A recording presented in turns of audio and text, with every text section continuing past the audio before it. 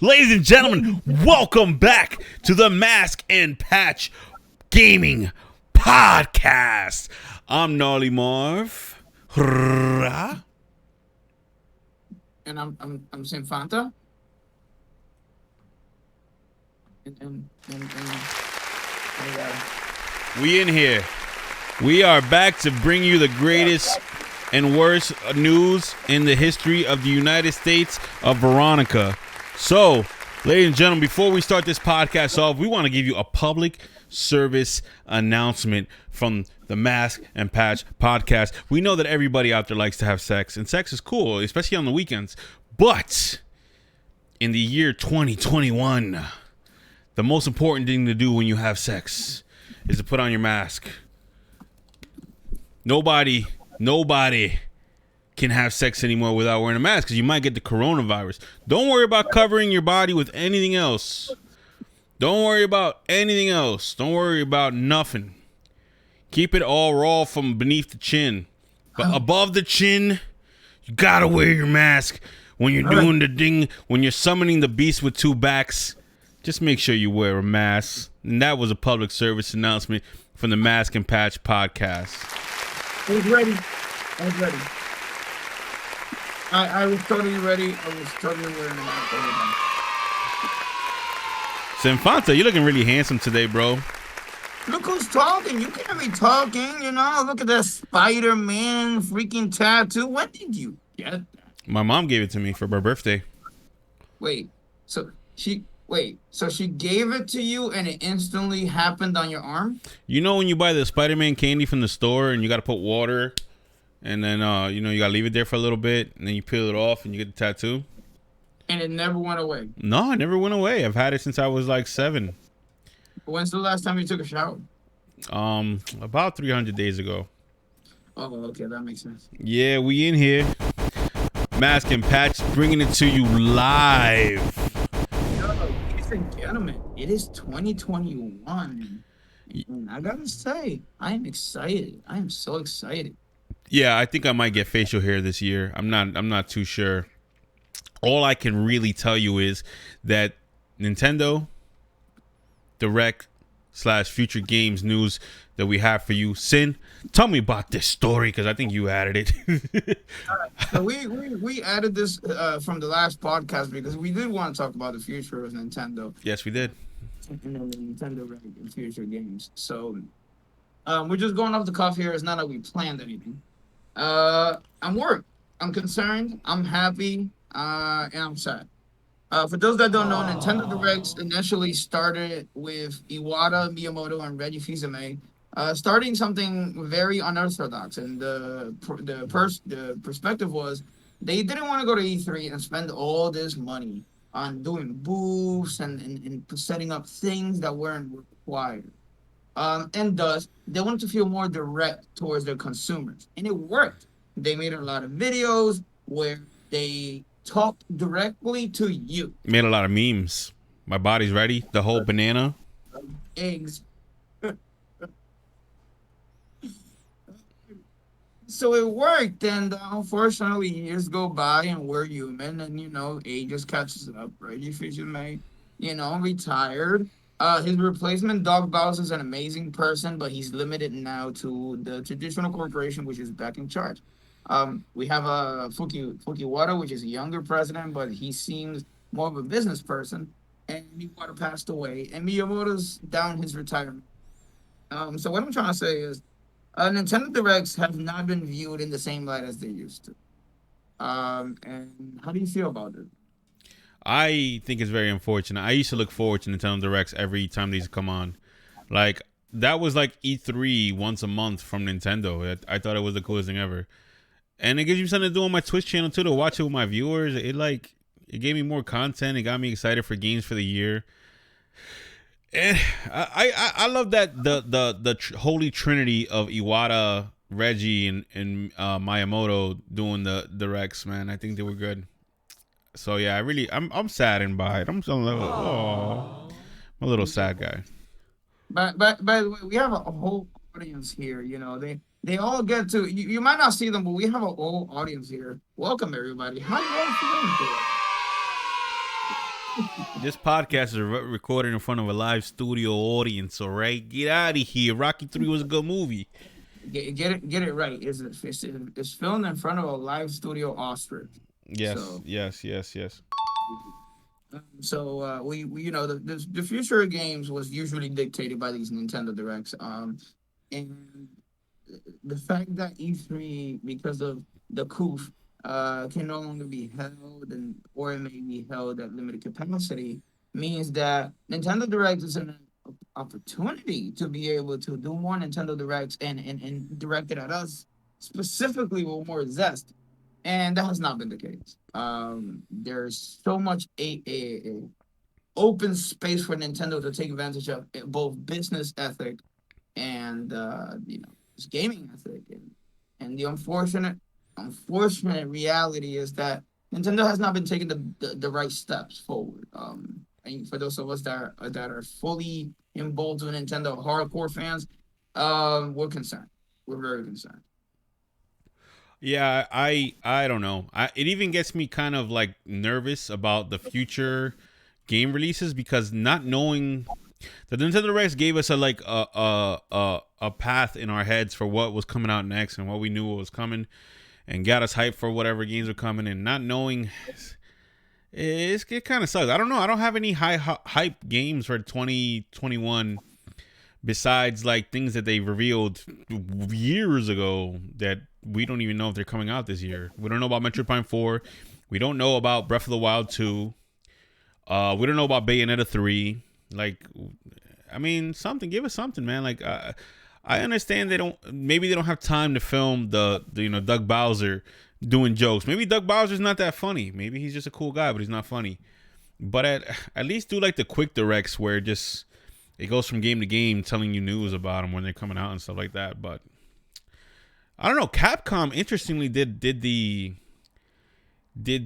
Monster Hunter Direct, which I'm sure we're going to talk about later. But and then I saw SNK do a direct for the review of King of Fighters 15 either yesterday or the day before. It just goes to show how Nintendo set the standard now for how to deliver direct to consumer news, and it sucks that they're not even going to do it anymore now. They might not do it anymore. When everybody copied that style, Sony doesn't even do E3 anymore because Nintendo was like, E3 is baby food. Whack. So yeah, I mean, it sucks. They set the standard, and now they don't feel like doing it anymore. Maybe Nintendo's a bunch of hipsters and they don't want to do what everybody else is doing. By the way, before we get too far into this podcast, I wanted to a quick suggestion for you guys listening. If you got any suggestions for a name for the podcast, please let us know in the social medias that will be linked down below.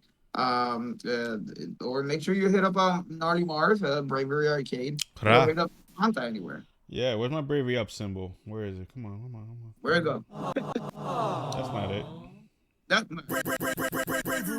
Bravery up. But yeah, no Nintendo Directs is kind of a sad thing. We'll have more boards for you guys soon enough.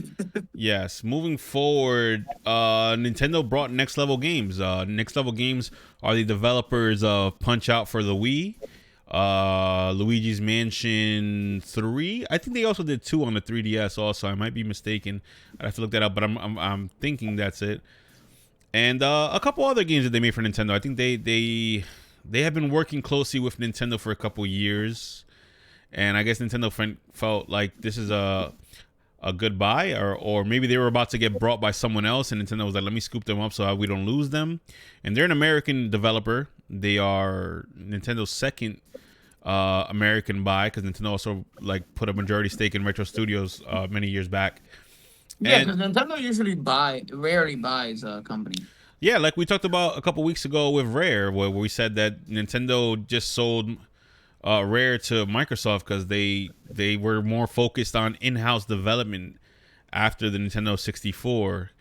So here we have Nintendo buying Next Level Games, and I've never really, I can't say that I know a lot about Next Level Games or their culture. I don't know any of the figures over there, or they haven't really made a game for me that's like an outlier and say, yeah, Nintendo needs to buy Next Level.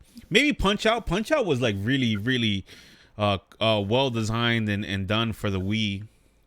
But Yeah. other than that, I can't really think of too many good things from Next Level. I mean, they have good things. Luigi's Mansion is good on the Switch. I played a little bit of it, and whatever else they've worked on for Nintendo. Do you know any other Next Level games?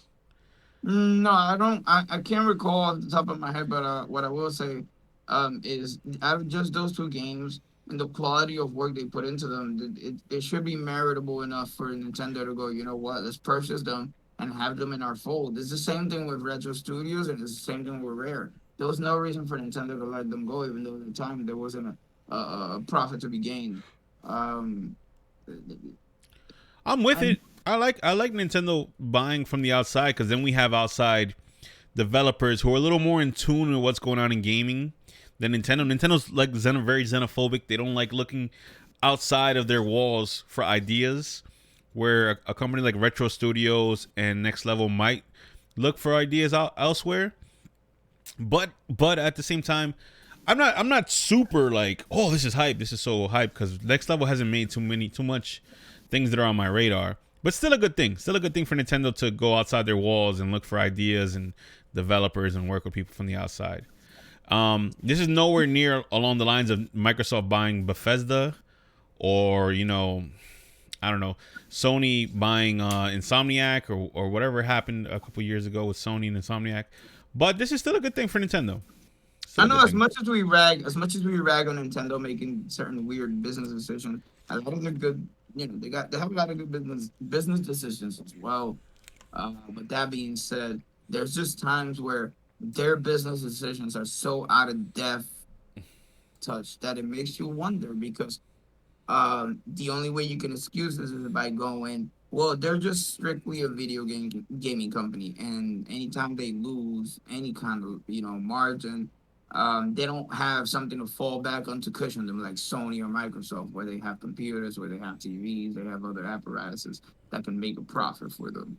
Yeah, yeah. I mean, the what I want out of this deal to happen is I want a new Punch Out for the Switch. I mean, we got the Joy Cons, we had arms, but yeah, can we get a sequel to the Wii Punch Out? Like, And here's the thing. You're so right about this that it isn't even funny.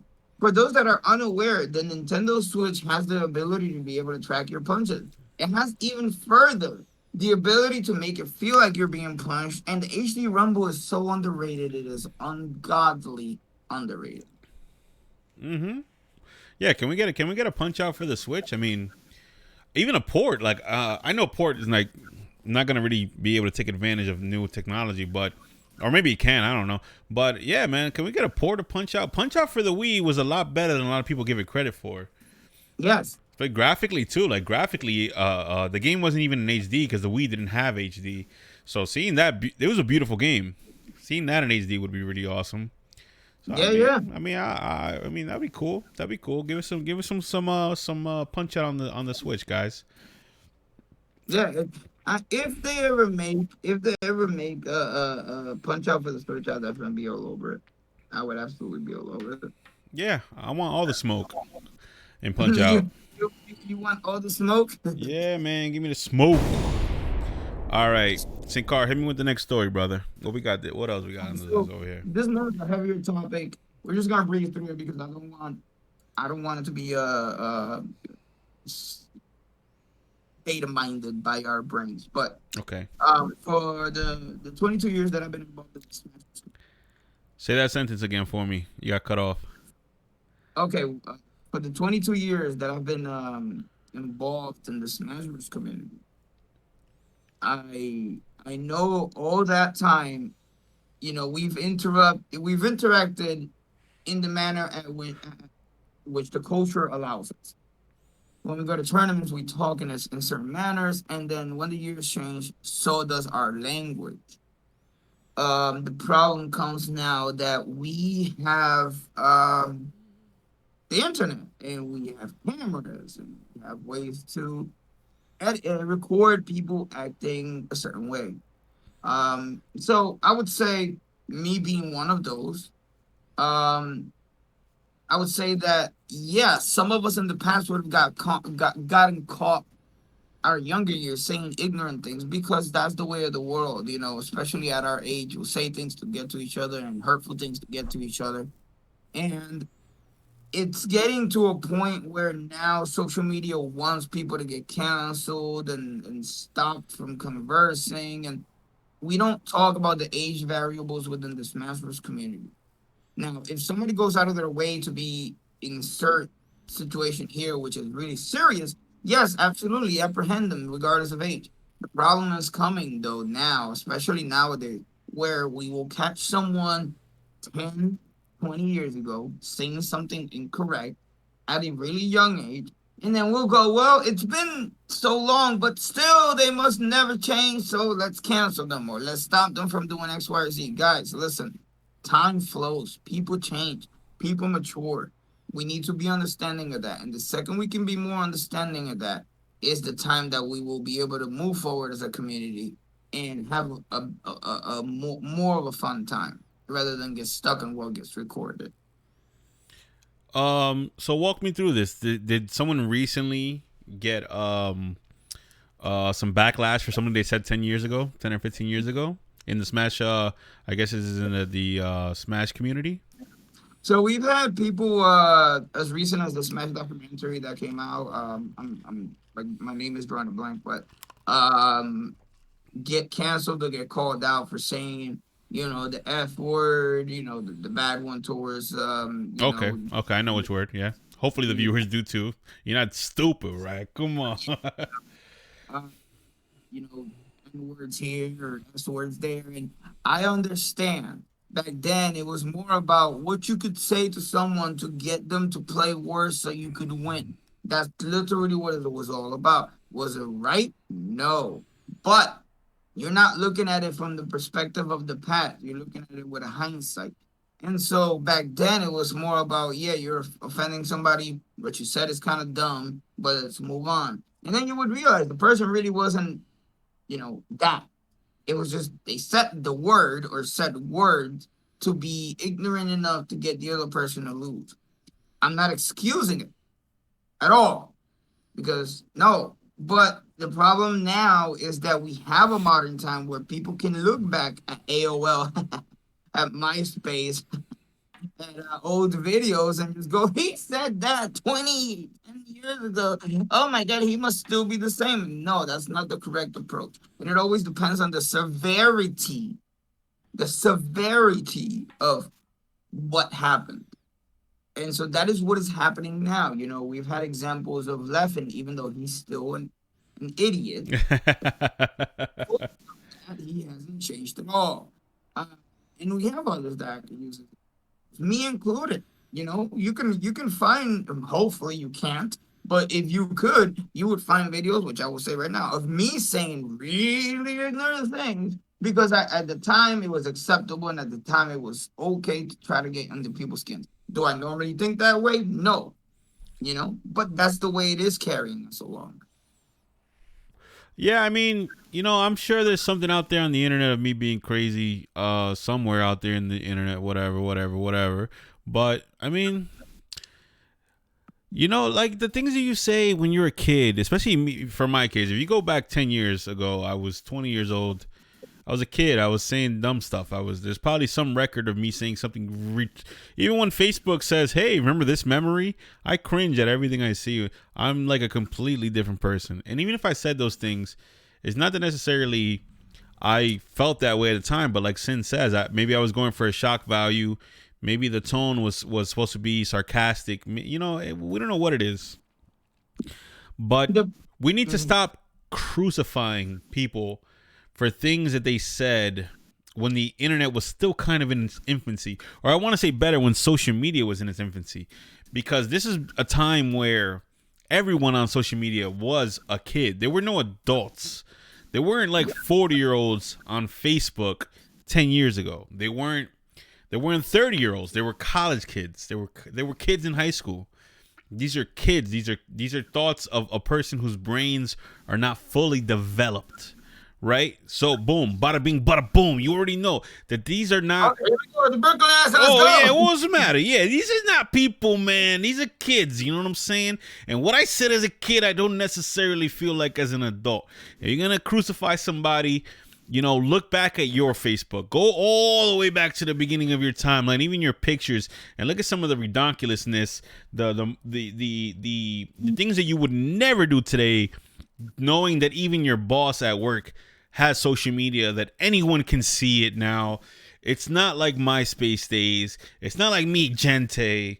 It's not like me Frente. It's not like me Espalda, right? This is like a different era in humanity when the internet was still the Wild West, and now we're living in a more sensitive age, and we're weaponizing past discretions in a way just to take down people that we don't like. So yeah, let's just be conscious of that these are not the same people they were. Nobody is who they were 10 years ago. I will also add to that you know, and even though I'm not excusing people, I'm also definitely condemning those that were of age and still went through with it, because back then cameras weren't as prevalent, recording wasn't as prevalent, and so it was just, I can get away with it, I will say it, and that's that. I feel like that's another point that needs to be discussed. You know, age variables, even now, even to this day, should be the start of a discussion. If you're a certain age, you're on Twitter, Facebook, you name it, saying something that you shouldn't be saying, and then your age determines that you're still saying it, and you're actually cognitively aware of your repercussions, then yes, absolutely. I mean, I don't know how you would go about it today. I think on the internet you have to almost act like you would in person. You have to be very careful. But I think people know that too. Like it's not like back in the day. It's not the Newgrounds era, right? Newgrounds had a video for every pervert on the planet. And it was cool. It was fine. You were a kid. You were doing whatever. And other people were kids. But now, if you're 40 years old, still saying some of the kind of things that you know kids were saying 20 years ago, and you're not really giving thought that, hey, I'm talking to a damn child over here. You know, I don't know who's on the other side of this keyboard. Anonymity. Yeah, you got to be careful. Like, don't be stupid, all right? What's the matter with you? Come on, man. Where's my stupid button? Where is it? That's stupid. Yeah, we need these soundboards more active. That's stupid. Use your common sense. Use your common sense. Although you want to know something, I don't feel like I did anything too crazy on the internet as a kid. So at least I feel kind of safe. I feel like, all right, you know, good thing my parents were kind of poor and we didn't really have internet that much. So I kind of saved myself from a lot of craziness. Even when I turned 20, I still didn't have Facebook till I was like 25. So You saw how crazy I got when we went to that tournament. I was like, no, today. and you think somebody would use that against you at some point? I mean, if someone was to use that against you, it would be as a method of getting to you. Like they're like, oh, Sin Cara, like I got dirt on him. It's like a form of blackmail. You know what I'm saying? So that's kind of like, who's making these accusations and for what reason? That's what you got to dig deeper into. Like, if I'm gonna come at somebody like, let's say Eagle Rafter. Eagle Rafter made Metal Gear Awesome, and me and Sinfanta, you know, reference that every day. But there's a part where, you know, the guy is like, the character is sexualizing one of the video game characters, and you know, are you gonna go out and say, look at Eagle Rafter, he's sexualizing a video game character, we need to cancel him? The first thing I'm gonna do is say, who's making this accusation and what's his reason? Because this has been on the internet for 30 years. No, let's say 20. I don't know. 20 years. So why are you bringing this up now? You must have some other motive for trying to take down this internet celebrity or this internet icon. I don't know. Yeah, I feel again, age has to play a role, and then the severity of the situation, and we unfortunately we have a lot of problems with the that doesn't get looked that way. We just go black and white, get them out of here. Yeah, we're quick to cancel. Like we're like the mob. We're like, with the burning torches and the rake for picking up hay. The pitchforks and the torches. We're like, yeah, stone him. You know what I'm saying? Yeah. Everybody is quick to do that all the time, and it's like, before you jump on the bandwagon of trying to get ruin a person's life, because you ruin people's lives on the internet with accusing them or using their past against them like that. Before you do that, place yourself in their shoes and look at the time point where said thing happened. Look at that. Look at all that. Like, not for nothing, I even look at the guys in the Smash community who made that big mistake that came out a year ago. Where what do we call it? Smashgate. When I look at Smashgate, even for them, even though I don't agree with what happened in that situation, I will say that I do try to come at it with a little bit of empathy and think, what is it that was going through their minds the night they made these decisions. I don't condone anything they've done, but you will not see me on a line with the pitchforks and the torch ready to crucify these guys. I'm not there. But I will say that regardless of I don't even know where I'm going anymore. The whole point is, don't be so quick to kill somebody. Exactly. So, I feel like we'll continue this discussion in the future podcasts, into future podcasts, because it seems like this is going to be a more prevalent in the issue. future.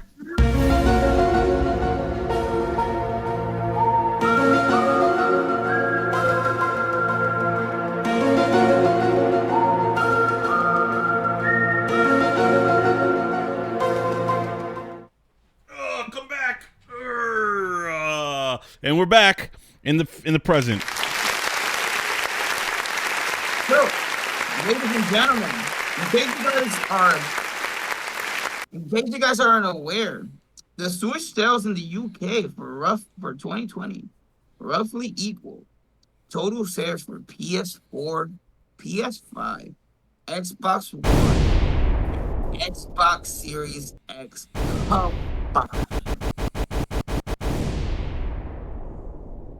combined.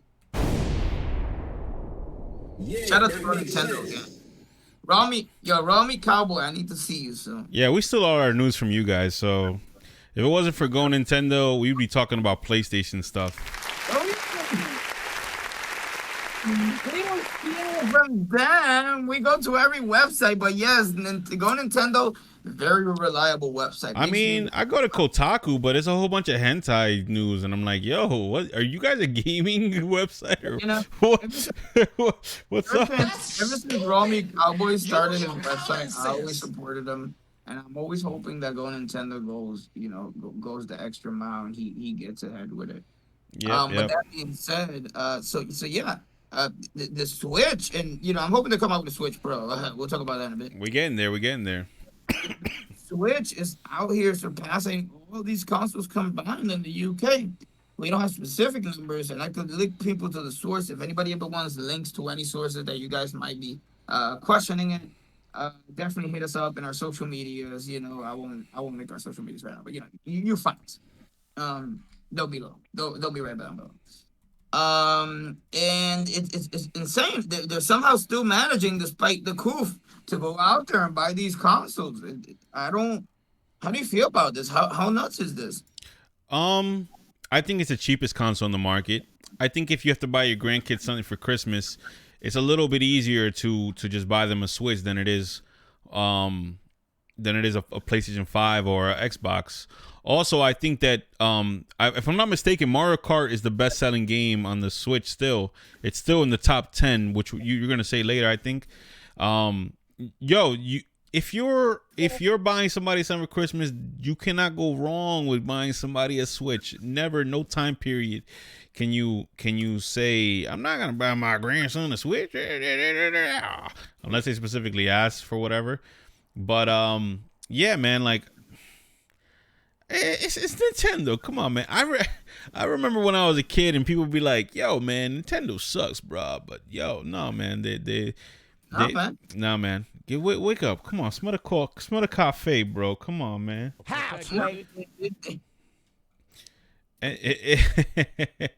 But yeah, A cafe kind of would need. yeah. Say that again, Sin. You got cut off. We need to find a cafe clip somewhere. Yeah. Yeah, Luis Guerra or something like that, right? Yeah. But yeah, I mean, Switch is the perfect combination of Nintendo handheld division and their console division coming together to make the perfect product. I think Nintendo Switch is the perfect Nintendo product. I think that it will go down as like one of their best consoles, like maybe even the best. But it's a safe bet. Yeah, It's a safe sale. Go for it. I would say Nintendo is on a good track to making this console the best console of all time if they keep it up. Honestly, I have no doubt about I agree with you. Okay, so we also have the game highlights for 2020. For those that maybe have some money or are looking for games to catch up with, we got some of the 2020 highly celebrated Switch games. So, Hit me with it. ready, get prepared, get your dust empty wallets out, or for those that got money, get those green herbs out. So some of the games that have been on people's minds are Animal Crossing New Horizons, which, I mean, what can you say? It's such a good game. You want to relax, smoke. Yeah, word. Here, smoke here.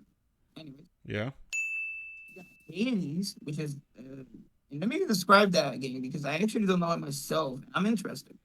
Hades, as the immortal prince of the underworld, you wield the powers and mythic weapons of Olympus to break free from the clutches of the god of the dead himself, while growing stronger and unraveling more of the story with each unique escape attempt. Permanent upgrades mean you don't have to be a god yourself to experience the exciting combat and gripping story. So it sounds interesting. What do you think? I have been curious about Hades since I first heard about it because there's a lot of hype around that game. It's developed by Supergiant, who, if you don't know, developed Bastion and God, I don't even remember the second game, but Supergiant has had a track record of developing really great indie titles, 2D indie titles. So this one, I haven't seen much about it. I haven't played it. I've seen little video clips of it. It looks like a isometric action game. But Isometric? yeah, it's isometric from what I understand. Like I said, is that how you say the word? Isometric? How do you say the word? So we got a. This is an obvious one. I don't even know why I'm gonna bother even mentioning it.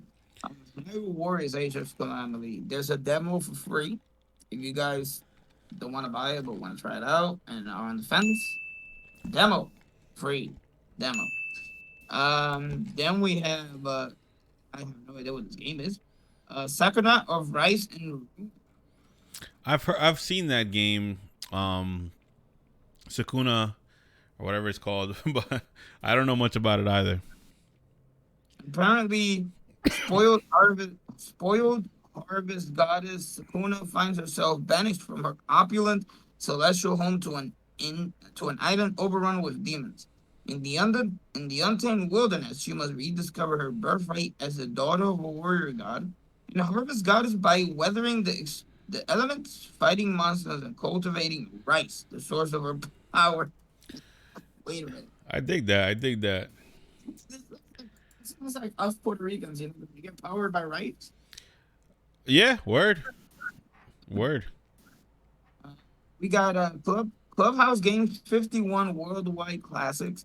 It has a demo available for free. Obviously, you know what that is. It's card game, all in one, 51 of them. That's nuts. What can you say? It's a good game. What can you say? It's the time. What can you say? What can you do? Wait, nope. Nope. Then we got Streets of Rage 4. Come on now, classic beat 'em up. It's selling well, huh? I mean, I got Streets of Rage 4. Yeah. I was scared that it was gonna be forgotten after a couple months because people were like, "Oh, it's just another beat 'em up." But I'm glad that people are getting in there and playing Streets of Rage. It's a beautiful looking game. Beautiful Yeah, how do game. you like it? I love it actually. I love that they added more depth to the combat and that you have super moves, you have like time slowing down and all this other stuff. You get poison status effects in some stages. I love it. I will only say that yeah, like any other beat 'em up, I wish it had more longevity. That's the only thing I kind of would say about it, but you So what know. I'm saying, what I'm seeing people do is, since it's not a long game, doesn't have like the long legs. What I'm seeing people do is do speed running for it. That's what I'm seeing people do. Yo, you want to speed run it with me? I wouldn't mind doing it, to be quite frank. Thank you, ladies and gentlemen. We'll be taking questions for the audience shortly. And all you gotta do is, okay. My phone just decided to shut off on me. That's nice. Okay, so we got Super Mario 3D All Stars. Obvious good choice. And let me quick hot take. Nintendo kind of just took all three games, put them into one, and sold them at a pretty unfair price. I would say if they would have repackaged them, like actually, upgraded graphics, more stuff on it, I would have been happy for it. Is it a good purchase for those that have never played the games? Absolutely. Is it a good purchase for those that own the game and or looking for an upgraded version of the game? That's hard to say, to be quite frank. Yeah, I don't own the collection, but I will say like, yeah, man, if you've never played them before, this is probably the best way to play them. But it is a little disappointing for someone who has played a lot of those games already and to have nothing new added to them. It's a little unfortunate considering with the Zelda series when they brought HD Wind Waker, HD Twilight Princess, 3DS Ocarina, 3DS Majora, they added so much to those games that they're almost different games, different experiences. To not do that again with Mario, I almost felt like there was something with the pandemic that kind of took away those plans. I feel like there was going to be newer things in that game, but coming out in 2020, maybe they didn't have the opportunity to implement them. That's just my theory. I don't know if that's a fact.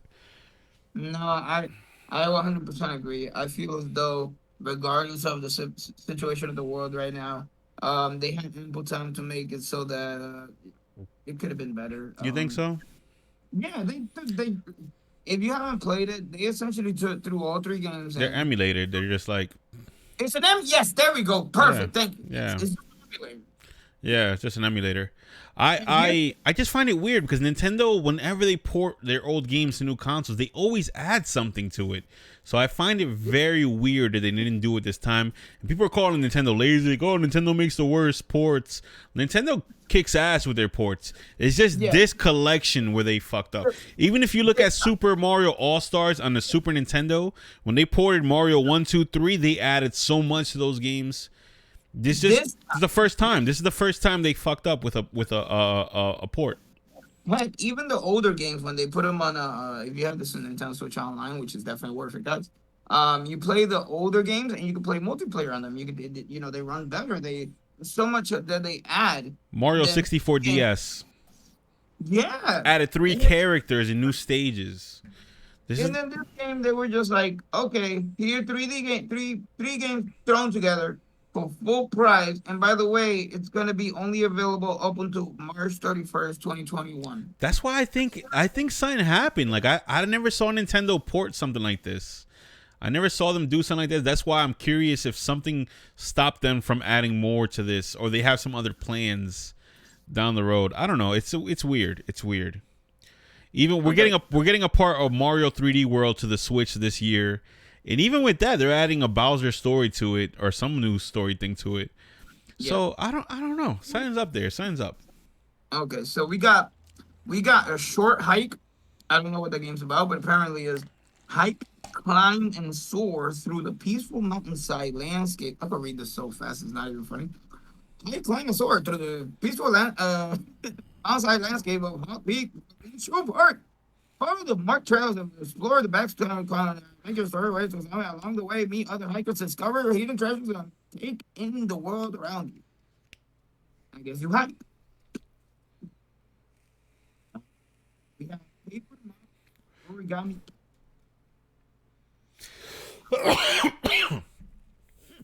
Serve my opinions with. They could have done better. Yeah, I haven't played a Paper Mario in a long time because they kind of had declined in uniqueness, I guess you can say, or RPG-ness. You know what it is? This is what Arlo have discussed about it. Is more like Well, Arlo goes crazy with it. He's gonna kill himself if they don't make a good Paper Mario soon. it's more about they took away the randomness. Paper Mario used to be more about the things that Mario couldn't do in his original games. They Yes. just tossed it into these games. Yeah. The story, story. Mhm. And all of a sudden now it's the same story. Save Mario. Mario uses weird powers, wins. It's like, I always thought that maybe because they have the Mario and Luigi series on the handhelds, and then they have the Paper Mario games on the consoles, that maybe they felt like we don't need two RPG series with Mario. We only really need one. So they were like, let's just keep the Mario and Luigi series as RPG games, and then the Paper Mario games will become kind of like puzzle games, puzzle adventure games, you could say. And they were like, yeah, that makes sense because you don't need two Mario RPGs every year or every iteration. But that's just a theory of mine. I don't know. finally, we got oh crap, wait, I skipped a little bit. Apologize about that. Um, we got Ori and the Will of the Wisps. Nice game, nice indie game. Beautiful game. Beautiful game. Xenoblade Chronicles Definitive Edition. I don't have to say anything. Great game. Good story. Pikmin 3 Deluxe has an available demo. Go play it. What are you doing? Go play that jazz. If you didn't get it because of the Wii U, get in. Get it. We got Bioshock the Collection actually runs well on Switch. We have, what is this? Kentucky Route Zero TV edition. What? I don't know anything about that. At twilight in Kentucky, as bird songs give way to the choir of frogs and insects, familiar roads become strange, and it's easy to get lost. Experience a story of unpayable debts, abandoned futures, and the human drive to find economy, all to a haunting electronic score. What? I don't know. I don't know what that is.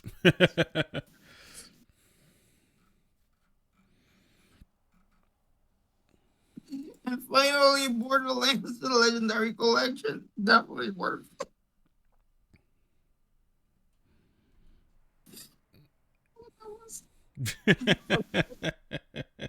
Borderlands, definitely worth it, guys.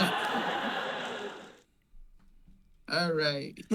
So yeah, I mean, there you go. Now you got some games that you could look forward to. You were making up your mind and didn't know what games to get. Yes, sir. Yes, sir. Now, Marv, you want to lead to this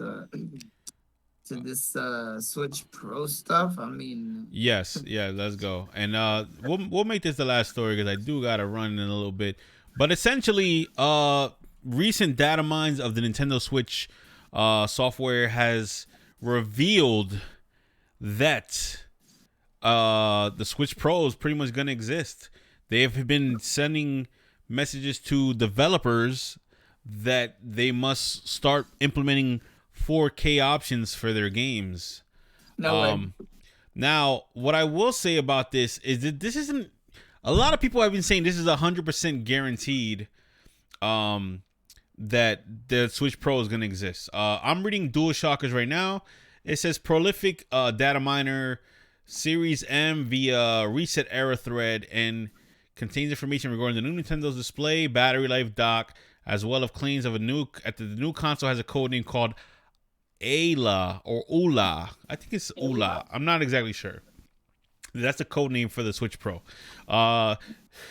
Dataminer Series M says that says of the new prospective Nintendo Switch that he believes it's 4K, given the signs I'm seeing in the firmware, adding that it's not confirmed yet and could be wrong. Regarding the console's display, he states that the tablet itself definitely has an upgraded display.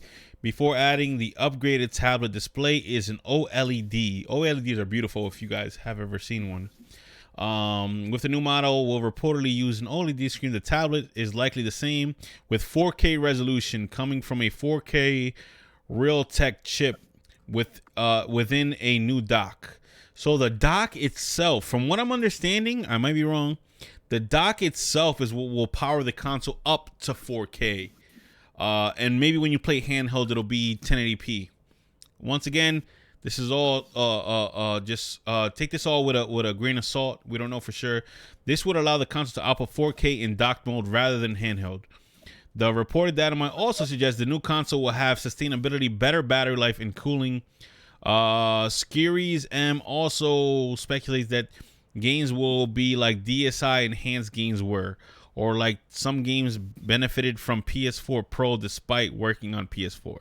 So what I will say is, don't get too hyped yet. Take this all with a ginormous grain of salt, because listen, even though Datamine things can say anything, that it's not always it's not always the right thing to believe 100% in Datamines. If you go Datamine the GameCube, you will see that the GameCube had 3D capabilities. As a matter of fact, Luigi's Mansion was intended to be played in 3D. You can see the ghost in 3D on the GameCube. There is a lot of ideas they get put into consoles that never come to fruition. The Switch had the Wii had a vitality sensor that never happened. Like I said again, the GameCube had 3D capabilities, never happened. Yeah, you remember the vitality sensor thing? But yeah, even though I do say take it with a grain of salt, I will say that me personally, I'm happy about this news. I hope that it does lead to something true. We said only one episode ago that we both are not super. We don't feel like the Switch Pro is super necessary. But hey, if you're making it, I will buy it, Nintendo. That's all I gotta say. If you're making it, I'll buy it. I don't know. I'm trying to get access on my other computer because I need to look this up. Just maybe if there's access to this, I mean, maybe if there's some truth to it, at least one little sliver of hope, right? Because I will say, I don't mind when Nintendo adds little ports, knickknacks, and whatever that they never use to be used per se. The problem comes when they add these little knickknacks and whatnot and then charge us for it and we never use them. That's when I start getting upset. What I'm finding the most interesting about this, Sin, is the fact that the dock, it's not the console that will make the game 4K. It's the dock is going to have technology in it to boost it up to 4K, which means that I don't know, the dock is not going to be just a piece of plastic. It's going to have tech in it, you know what I mean? Which the dock has wires and stuff for transmitting signals now, but it doesn't really have tech in inside. It's like plastic, you know what I mean? Right. I'm looking at this right now. I don't see. See, this is the thing. Okay, so most of the things that I'm seeing, yes, are people that are in the know suggesting that there is talks about it. So, I mean, that's so vague, but it's already real. The reality is, whether we want to admit it or not, Nintendo has to be working on a sequel right now. Yeah, I mean, I'll link you the videos. Game Explain reported on it. Commonwealth Realm has reported on it. A lot of people have reported on it, and they're taking it as fact. I'm not so 100% sure this is a fact. But I hope it is. I hope there is a new Switch out there. And I hope I don't really care too much about 4K, to be honest. I don't even have a 4K TV. But I mean, a little improvement is not a bad thing. I also said I didn't need a new improvement of Smash Bros. Before they made Ultimate. Now they made Ultimate. I can't live without Ultimate. You know what I'm saying? You know what cracks me up? And this is something that you guys listening and it's gonna crack you up too. You ever think someone they get their computer upgraded 2K TV and then wonder why Yo, people get crazy thousands of dollars on their PC. They spend all this money. They get the what is it called, the 4Ks TVs and all this other stuff, and then they just play Minecraft. Oh no! And then they don't have the TV that actually runs it because you gotta remember. That too. Let's say your computer's fully upgraded, and then you got a TV that only runs 1K. It's like, what did you even do that for? Sin, you're getting cut off. Say that all again. No, they're just like, you know what? I'll just buy this whole computer, and then it's not gonna run 8K, even though I spent all that money to run 8K because the TV needs to be 8K as well. Yeah, that's like people falling for the hype and wanting to invest in whatever's new. 8K, let's be frank, it might be a way to describe resolution, but it's also a nice way to market to someone. When you say big numbers like that, like, yo, this is the resolution, it's 8 times the resolution of 1080p. People are like, oh my god, yeah, that's crazy, bro. But don't go out and run and buy 4K stuff or 8K stuff if you don't even have things to run it, or you don't plan on upgrading every little piece of tech in your man cave. But yeah, absolutely. Yeah, it's more as though if you have a computer that can run X, Y, or Z, you want the TV or the monitor to be able to run that as well. Yes, you do. Yes, you do. Yes, you do. Yes, you do. But with all this information, we have left you with the knowledge to conquer the world. Yes, you can conquer the world with 8K TV. Yes, with 8K TVs. Sin, I fucking love you, bro. You are the best podcast partner a man could ever want. And with that, I would like to ask you to duet with me. Okay. Before we end the show, maybe we do a little karaoke before we go, because it's time for So Long. So long, farewell. Thanks for doing your part. You sure are smart. With me and you and my boy Sin, we can do anything that we wanna do. Actually, you know what? For this episode, I want to end on a high note. You know what I'm saying? So I'll freestyle. Don't make me. Yeah, you can freestyle. Freestyle to this. Let's not do it. No, please, no.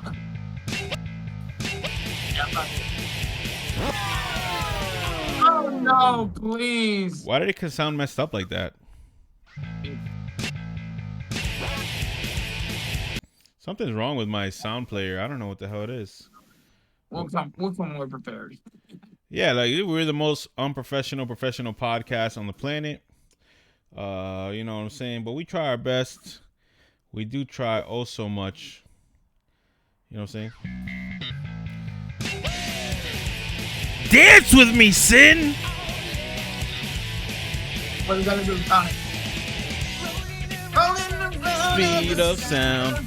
Got places to go. Got to follow my rainbow. Get around on and keep moving on. But now there's only one way to find out. Guess you fell on my plan instead. Understand what you will see. Take my lead, I'll set you free.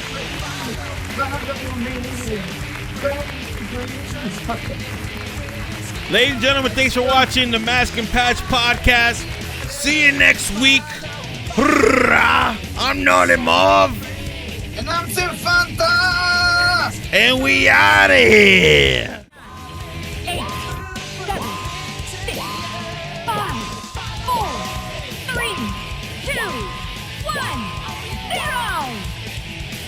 We await your return, Braveheart.